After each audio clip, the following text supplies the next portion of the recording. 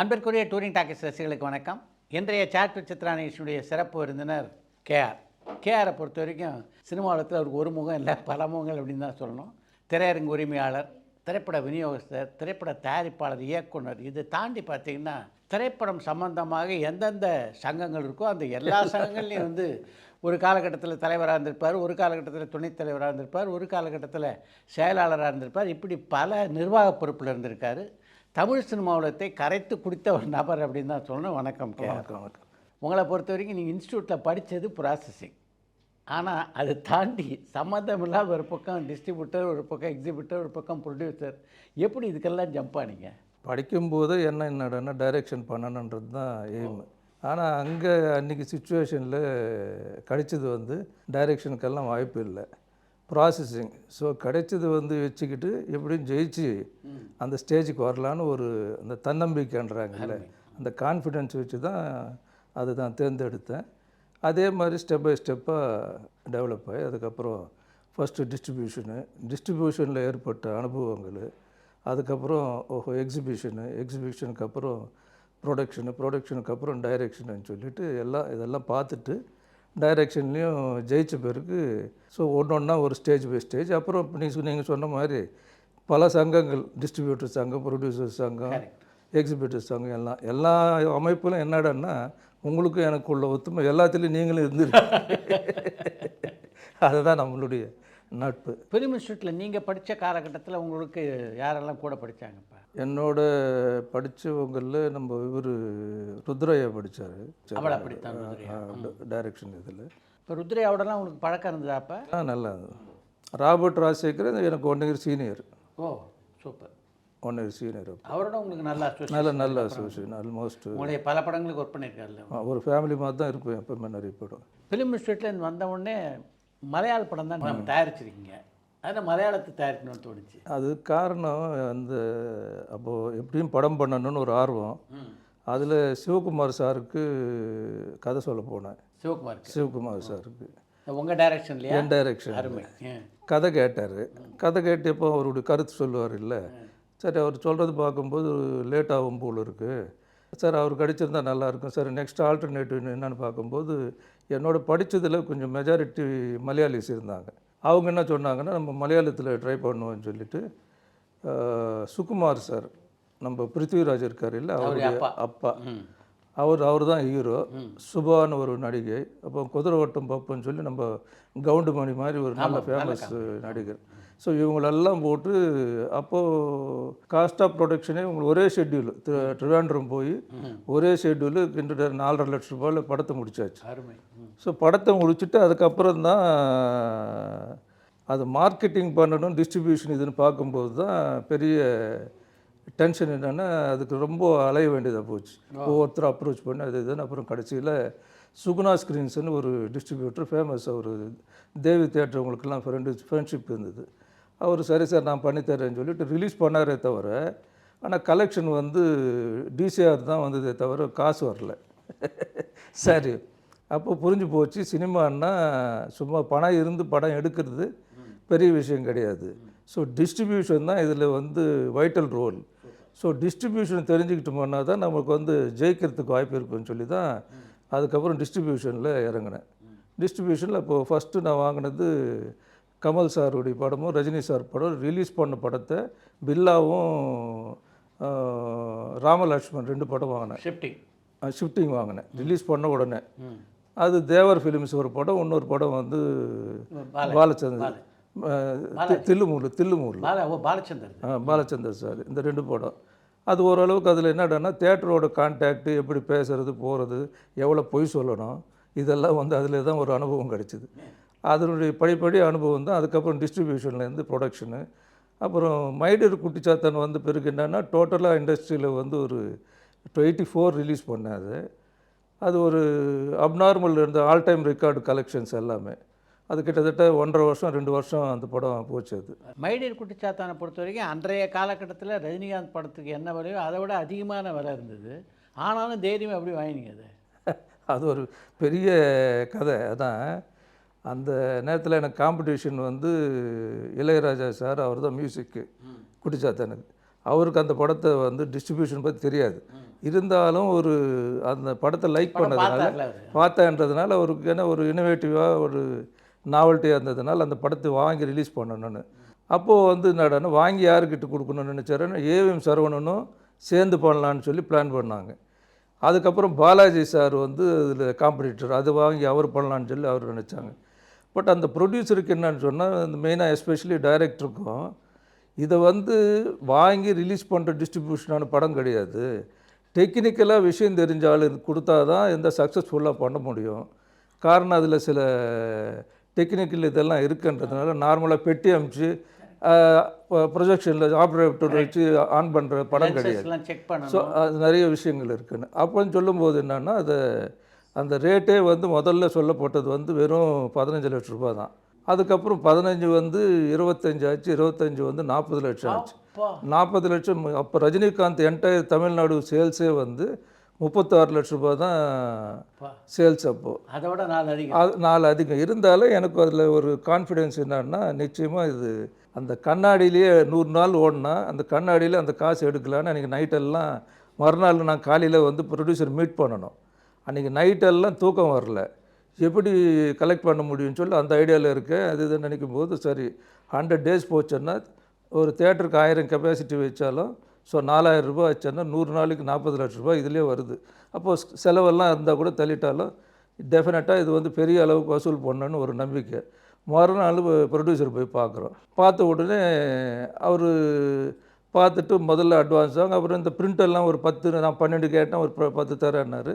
அப்புறம் வெறும் ஒரு ஸ்மால் அமௌண்ட்டு தான் கொடுத்தேன். அப்புறம் கேரளாவுக்கு எடுத்துகிட்டு வாங்க அட்வான்ஸ், அங்கே வாங்கிக்கிறேன்னாரு. அது வரல என்னன்னு வார்த்தை தான் அப்போல்லாம் வந்து. ஸோ ரொம்ப பெரிய மனுஷன் அவரெல்லாம் வந்து நவோதயா அப்பச்சன்னு சொல்லி. அப்புறம் இங்கேருந்து நாங்கள் கொச்சின் போனோம். கொச்சின் போயிட்டு வந்த உடனே டிஃபன் எல்லாம் சாப்பிடுவாங்க. அவர் ஹோட்டலில் இருந்துதாங்க, அவருடைய மாப்பிள்ளை ஹோட்டல் அது. அவர் வந்து என்ன பண்ணார், முதல்ல இங்கே பக்கத்துலேயே தேட்டரில் படம் போகுது, போய் படம் பாருங்கன்றார். படம் பார்க்க சொன்னால் நான் என்னென்ன சொன்னேன், இல்லை சார் நான் படம் பார்க்க மாட்டேன், நீங்கள் கொண்டு வந்த அட்வான்ஸ் முதல்ல வாங்கி கன்ஃபார்ம் பண்ணுங்க எனக்கு. ஏன் எதுக்காகன்னு, இல்லை சார் நீங்கள் வந்து 15 சொன்னீங்க, 25 சொல்லி 40ன்னு சொன்னீங்க. இப்போ நான் படம் பார்த்து எக்ஸைட் ஆகி ரொம்ப நல்லா இருக்குன்னு சொன்னோன்னே நீங்கள் 60ன்னு சொன்னேன் எங்கே போவேன் அப்படின்னு சொன்னோடனே அவர் இல்லை சார் தம்பி, நீ வந்து உன் ஏஜ் வந்து என் ஏஜ் வந்து நான் வந்து இப்போ 80 இன்னும் வந்து தப்பே அவருக்கு 80 எக்ஸ்பீரியன்ஸ் இதெல்லாம் அதனால் வந்து நீ சின்ன பையனாக இருக்க. நாளைக்கு நீ கொடுத்துருக்குற விலை வந்து நாங்கள் மலையாளத்தில் எடுத்த காஸ்ட்டு விட அதிகம் நீ கொடுத்தது, டோட்டல் காஸ்ட்டு விட. ஸோ இது பார்க்கும்போது என்னென்னா, எங்களுக்கு வந்து சப்போஸ் சின்ன பையனை வந்து ஏமாற்றிட்டேன்னு சொல்லி இந்த வயசில் எனக்கு, ஏன்னா எப்படிப்பட்ட நல்லவங்க இருந்தாங்கன்னு சொல்கிறதுக்காக சொல்கிறாரு. அதனால் அது சொல்லும்போது எனக்கே வந்து என்னடா நம்ம ஏதாவது அவரை ஊன் பண்ணிட்டோமா இல்லைன்னு சரின்னு சொல்லிவிட்டு சரி நான் போய் பார்த்தேன். படம் பார்த்த உடனே அது வந்து கெப்பாசிட்டி வந்து ஒரு 600 கெப்பாசிட்டி இருக்கும். 600 கெப்பாசிட்டியில் எனக்கு நான் இமேஜின் பண்ணி இத்தனைக்கும் படம் பார்க்கல, இது வாங்கிட்டுன்னே தவிர படம் பார்க்கல. ஆனால் நான் இமேஜின் பண்ண அளவுக்கு அந்த படம் அங்கே ரெஸ்பான்ஸ் இல்லையோன்றது எனக்கு ஒரு சின்ன டவுட். ஆனால் என்ன ரீசனு, அதுக்கான ஆடியன்ஸ் கெப்பாசிட்டி கம்மியாக இருக்குது. அதனால் அவர் உடனடியாக சொன்னேன், சார் எனக்கு 1000 கெப்பாசிட்டி மேலே உள்ள தேட்டருக்கு அனுப்புங்க, நான் அங்கே போய் பார்க்கணும்னு சொல்லி. அவர் உடனடியாக என்ன பண்ணார், கார் அரேஞ்ச் பண்ணி டின்னர் எல்லாம் ரெடி பண்ணி கொடுத்து உடனடியாக அங்கேருந்து பக்கத்து ஊர் ஒரு தேட்டரில் வந்து அங்கே நைட் ஷோவுக்கு வந்து அரேஞ்ச் பண்ணார். ட்ரிச்சூர்னு நினைக்கிறேன். நேராக கொச்சின்லேருந்து ட்ரிச்சூருக்கு போய் நைட் ஷோ ஸ்டார்ட் பண்ணுற நேரத்தில் உள்ளே போயிட்டோம். பார்த்தா அங்கே 1200 கெப்பாசிட்டி ரோரிங் ரெஸ்பான்ஸு. அந்த நான் என்னென்னா இமேஜின் பண்ணணும் எல்லா இமேஜினேஷனும் அங்கே 100% சக்ஸஸ் ஆச்சு. சொன்ன ஒன்று எவ்வளோ ஆனந்தம் இருக்குது, நீ ஜஸ்ட் பாரு. ஒரு அதாவது ஜட்ஜ்மெண்ட் கரெக்டாக இருக்குது. ஒரு ட்ரீம்ஸ்க்கு அதாவது கனவு வந்து நினைவானா எப்படி இருக்குமோ அந்த மாதிரி அங்கே பார்த்த உடனே எனக்கு அவ்வளோ சந்தோஷம். ஃபுல் சாட்டிஸ்ஃபைடாக வந்து அவருக்கு சொன்னேன், தீபாவளிக்கு நான் தமிழ்நாட்டில் ரிலீஸ் பண்ணுறேன்னு சொன்னேன். ஒரே ஒரு தேட்டர் தான் எடுத்தோம், அதுவும் சிட்டிலேயே ஃபஸ்ட்டு தேட்டர் அப்போ வந்து சத்யம் தேட்டர் தான். வௌவால் வந்து தேட்டர் உள்ளே ஓடும் 3D மாதிரி. அந்த மாதிரி ஒரு மெயின்டெனன்ஸே இல்லாத தேட்டர் ஏன் எடுத்தேன். அப்புறம் அப்போ நான் எடுத்துக்கிட்டேன் அதை, அந்த மைண்டட் குடிச்சதுக்கப்புறம் நான் லீஸ் எடுத்தேன். அது ஏன் எடுத்தேன்னு சொன்னோம்னா, எனக்கு அந்த ப்ரொஜெக்ஷன் சிஸ்டத்தில் எனக்கு அந்த ஹோல் இடிக்கணும், ப்ரொஜெக்ஷன் கேபின் இதெல்லாம் அந்த டெக்னிக்கல் இஷ்யூஸ் எல்லாம் இருந்தது. ரெக்டிஃபையர் வைக்கணும், ஸ்க்ரீனுக்கு வந்து அதை கழட்டிட்டு நம்ம பெயிண்ட் அடிக்கணும், மாஸ்க் பண்ணணும், இவ்வளோ ஒர்க்குக்கெல்லாம் அட்ஜஸ்ட் பண்ணி வர்ற மேனேஜர் வேணும், ஓனரும் வேணும். ரெண்டாவது அதை விட முக்கியம் என்னன்னா, இந்த கண்ணாடிக்கு வாங்குற காசில் வந்து ஷேர் கேட்கக்கூடாது. ஏன்னா நான் டிஸ்ட்ரிபியூட்டராக இருந்ததுனால அந்த நாலேஜ் எனக்கு. இன்றைக்கி வந்து 30 ரூபா வாங்குறாங்க. 30 ரூபாய்க்கு என்னடான்னா இப்போ வந்து ஒரு பைசா கூட தரமாட்டாங்க. இப்போ தேட்டருக்காரங்க வாங்குற பணத்தை அவங்களே எடுத்துக்கிறாங்க. டிஸ்ட்ரிபியூட்டர் 3D படத்துக்கு வந்து ஒரு பைசா கூட எக்ஸிபியூட்டருக்கோ அவங்க போதே தவிர டிஸ்ட்ரிபியூட்டருக்கோ எந்த ஷேரும் வராது, ப்ரொடியூசருக்கும் வராது. அதனால் வந்து அந்த தேட்டரை செலக்ட் பண்ணேன். அதுக்கப்புறம் ஒரு 2 வாரம் கழித்து தான் ஈகா தேட்டரில் திரும்ப ஒரு 2வது ஸ்க்ரீன் போட்டு இப்படி ஒரு ஊராட்டு கோயம்புத்தூர், மதுரை, திருச்சின்னு சொல்லி எல்லாத்துலையும் சத்தியத்தில் கிட்டத்தட்ட 1.5 வருஷம் மேலே போய் விக்ரம் படம் நான் டிஸ்ட்ரிபியூஷன் வாங்கியிருந்தேன். கமல் சார் படம், அதாவது முதல் வந்த விக்ரம்.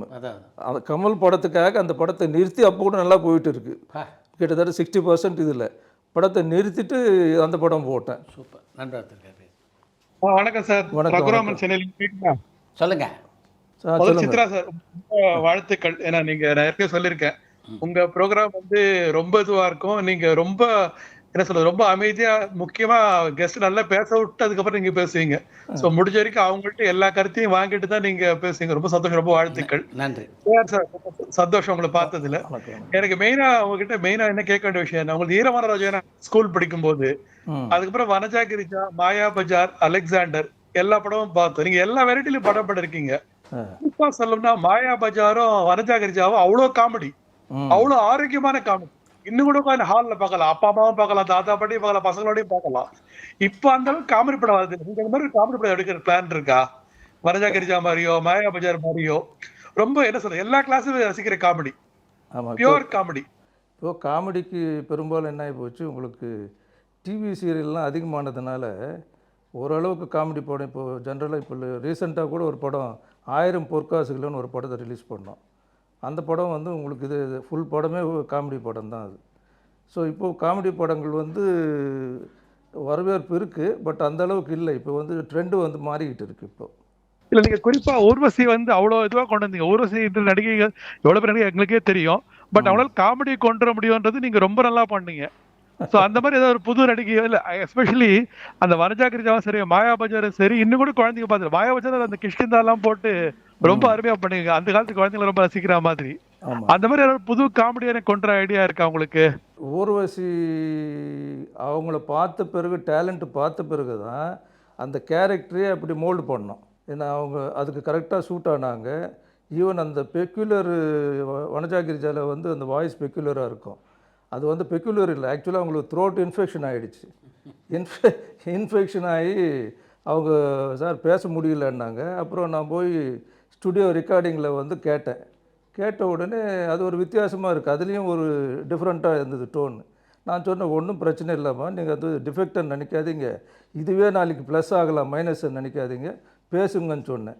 ஆக்சுவலாக அது அவங்களுக்கே ஆச்சரியம், பேசி எல்லாரும் பாராட்டினாங்க அந்த காமெடியை. உங்களோட அந்த பிரசன்ஸ் ஆஃப் மைண்ட் வந்து ரொம்ப ஹெல்ப் பண்ணுது. ஆமாம், கரெக்ட். அதே மாதிரி அலெக்சாண்டர் படமும் ரொம்ப வித்தியாசமா இருந்தது சார். நார்மலா விஜயகாந்த் படத்துல வர ஒரு சண்டை கண்டன் இல்லாம ஒரு த்ரில்லரா, ஒரு இதுவா, ஒரு டிஃப்ரெண்டா இருந்தது. ஒரு வித்தியாசமான படமும் எங்களுக்கே ஒரு மாதிரி டிஃப்ரெண்டா இருக்கு. விஜயகாந்த் சார் படமே ஒரு மாதிரி த்ரில்லராவோ ஒரு மாதிரி சஸ்பென்ஸாவோ இருந்தது. அந்த மாதிரி ஒரு படம் தான் சார், ஒரு காமெடியோ சஸ்பென்ஸ் ஒரு டிஃப்ரெண்டா பண்ணியிருந்தீங்க. அதுக்கு ரீசன் வந்து அந்த படத்தினுடைய ப்ரொடியூசர் வந்து பஞ்சு அருணாச்சலம்.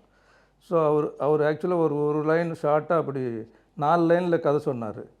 ஸோ அது பெருசாக கதை இல்லாததுனால தான் அது வந்து த்ரில்லிங்காகவும் அது வந்து ஒரு இன்ட்ரெஸ்டிங்காக வந்து ஒரு நாள் நான் வந்து அதுக்காக ரொம்ப மெனக்கட்டலை. காலையில் 9 o'clock நான் போவேன். சில நேரங்களில் விஜயகாந்த் சார் வந்து உட்காந்துருப்பார், நானே லேட்டாக போவேன். 6 மணிக்கெல்லாம் பேக்கப் பண்ணிவிடுவோம். காரணம் என்னன்னு சொன்னால் அதுக்கு மேலே எங்களுக்கு சீன் கிடையாது.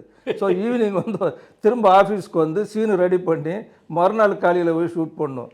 அப்படி பேட்ச் பண்ணி பண்ணதில் என்னென்னா ஒரு சின்ன வேஸ்டேஜ் கூட இல்லாமல் எடிட்டரே லெனின் சார், இந்த பெஸ்ட் எடிட்டர் உங்களுக்கு தெரிஞ்சிருக்கும் லெனின், அவரே அந்த படத்தை கட் பண்ணும்போது, சார் கட் பண்ணுறதுக்காவது ஒரு 6 ஃப்ரேம் வைக்க மாட்டிங்களா, அந்தளவுக்கு டைட்டாக 12,000 ஃபுட்டேஜ்லேயே வந்து உங்களுக்கு சாங்ஸு, ஃபைட்டு, ஆக்ஷனு, கதை, அப்படி ஒரு என்டர்டெயின்மெண்ட்டோட ஒரு 100 நாள் போச்சு.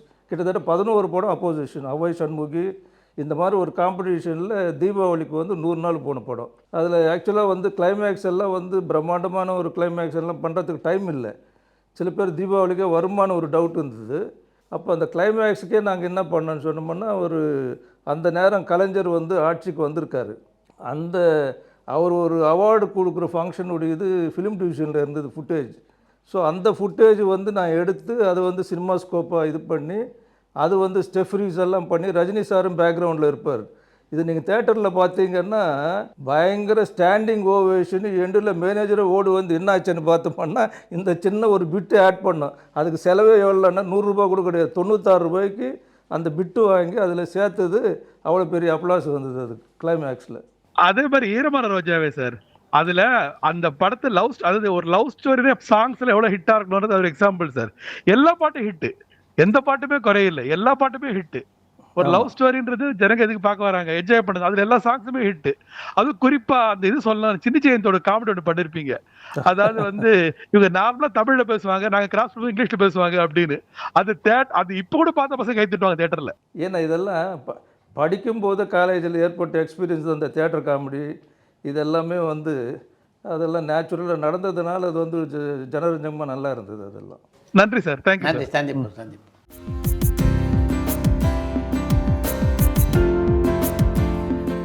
ரஜினிகாந்தோட எந்த காலகட்டத்தில் உங்களுக்கு நெருக்கம் பிறந்தது? ரஜினி சார் வச்சு தாய் வீடு படம் வந்து ஹிந்திலையும் தமிழ்லையும் ப்ரொடியூஸ் பண்ணுறாங்க, ரிஸ்க் எடுத்து பண்ணுறாங்க. அது பண்ணும்போது என்னென்னா, நான்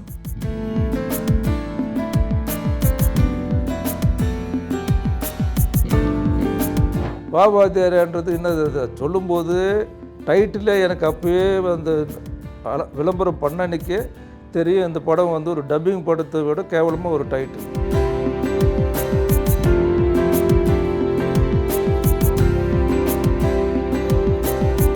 கங்குவா படம் எடுத்தார் ஒரு ப்ரொடியூசர், நம்ம ஞானவேல் ராஜா. அது படம் ஓடலை, ஏகப்பட்ட பிரச்சனைகள் ஆச்சு. இப்போ வந்து அவரே அப்போயே அனௌன்ஸ் பண்ணுறாரு,